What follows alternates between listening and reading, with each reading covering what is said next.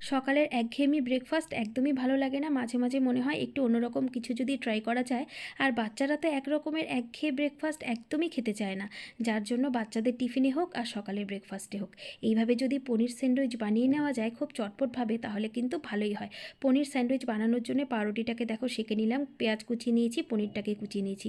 ছোটো চামচের 1 চামচ সাদা তেল দিয়ে পেঁয়াজটাকে হালকা ব্রাউন করে ভেজে নিয়ে এখানে দিয়ে দিলাম পনিরগুলো। তারপরে দিয়ে দিলাম কিছু চিলি ফ্লেক্স, ঝালের জন্য দিয়েছি, যেহেতু বাচ্চা খাবে অত ঝাল দেবো না। দিয়েছি টমেটো সস, দিয়ে দিব 1 চামচ পরিমাণ সয়া সস।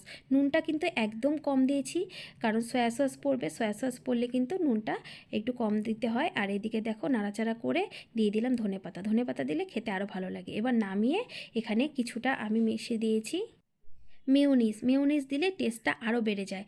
তারপরে এই তো স্যান্ডউইচ যেভাবে বানায় সেইভাবে এখন পাউরুটির মাঝখানে দিয়ে মাঝখানটা কেটে নেব। হয়ে গেল পনির স্যান্ডউইচ। এত তাড়াতাড়ি ইজি বানানো যায় এটা, জাস্ট 2 মিনিট সময় লাগে। খেতেও কিন্তু দুর্দান্ত লাগে, বাচ্চাদের টিফিনেও কিন্তু এইভাবে প্যাক করে দেওয়া যায়, ওরা কিন্তু ভীষণ খুশি হয়ে যাবে।